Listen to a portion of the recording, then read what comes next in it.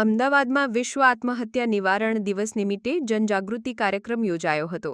Ahmedabad municipal કોર્પોરેશનના આરોગ્ય વિભાગ, નેશનલ મેન્ટલ હેલ્થ પ્રોગ્રામ અને અમદાવાદ મ્યુનિસિપલ સ્કૂલ બોર્ડ દ્વારા વિશ્વ આત્મહત્યા નિવારણ દિવસ 2025 નિમિત્તે એક જનજાગૃતિ કાર્યક્રમનું આયોજન કરવામાં આવ્યું હતું. આ કાર્યક્રમનો મુખ્ય ઉદ્દેશ માનસિક સ્વાસ્થ્ય અંગે જાગૃતિ ફેલાવવાનો અને આત્મહત્યાના કિસ્સાઓ અટકાવવાનો હતો. આ પ્રસંગે અમદાવાદના મેયર પ્રતિભાબેન જૈન સહિત મહાનગરપાલિકા અને સ્કૂલ બોર્ડના અગ્રણી પદાધિકારીઓ હાજર રહ્યા હતા. આ કાર્યક્રમ દરમિયાન અમદાવાદના મેયર પ્રતિભાબેન જૈને જણાવ્યું હતું કે વર્તમાન સમયમાં દરેક વ્યક્તિને સાંભળવામાં આવે અને સમજવામાં આવે તે અત્યંત જરૂરી છે. માનસિક તણાવ કે હતાશા અનુભવી રહેલા લોકો માટે સહાનુભૂતિ અને સહાયનો હાથ લંબાવવો એ સામાજિક જવાબદારી છે. આ પ્રસંગે સ્ટેન્ડિંગ કમિટીના chairman Devangbhai Dani, deputy mayor જતીનભાઈ પટેલ, આરોગ્ય અને ઘનકચરા સમિતિના ચેરમેન જશુભાઈ ચૌહાણ અને અન્ય સભ્યો પણ ઉપસ્થિત રહ્યા હતા. આ કાર્યક્રમમાં અમદાવાદ મ્યુનિસિપલ સ્કૂલ બોર્ડના ચેરમેન ડોક્ટર સુજયભાઈ મહેતા અને શાસનાધિકારી લખધીરભાઈ દેસાઈ પણ હાજરી આપી હતી.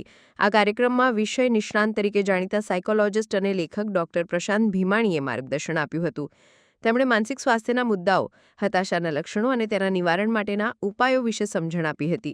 તેમણે જણાવ્યું કે માનસિક રોગોને શારીરિક રોગોની જેમ જ સામાન્ય ગણીને તેની સારવાર કરાવવી જોઈએ.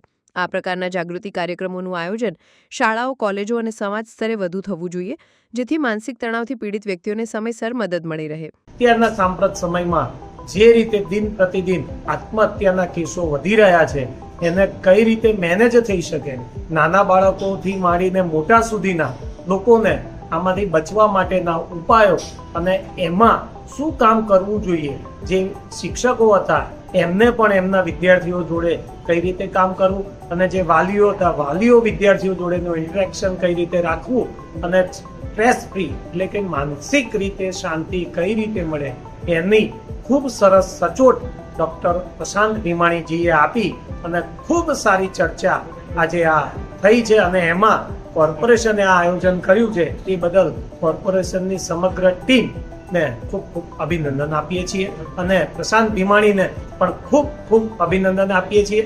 અમદાવાદ મ્યુનિસિપલ કોર્પોરેશન દ્વારા આત્મહત્યા નિવારણ દિવસ નિમિત્તે જે આ કાર્યક્રમ યોજાયો તે ખૂબ ધન્યવાદને પાત્ર છે.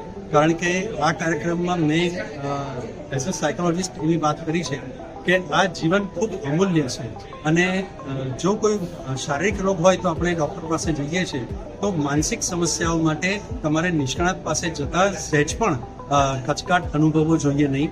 અને એટલું યાદ રાખીએ કે આપણા સૌની અંદર સમસ્યા ઉકેલની શક્તિ પડેલી જ છે, માત્ર જરૂર હોય છે એને શોધી કાઢવાની. તમે કોઈની હેલ્પ લો કાં તો તમે જાતે એને શોધી કાઢો, પણ એટલું યાદ રાખો કે જીવન ખૂબ અમૂલ્ય છે અને એની આપણે હંમેશા જતન કરવું.